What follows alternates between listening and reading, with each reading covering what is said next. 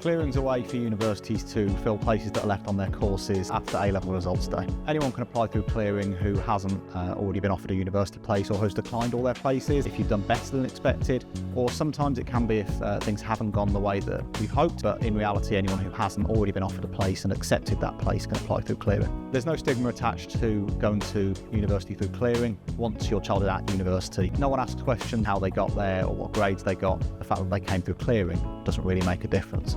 My key advice to parents whose children are going through Clearing is to call us up. We can chat to you about the options for your child. Opening hours are extended, so usually we're here from 8 in the morning and we're here till quite late at night on what is normally A-level results day.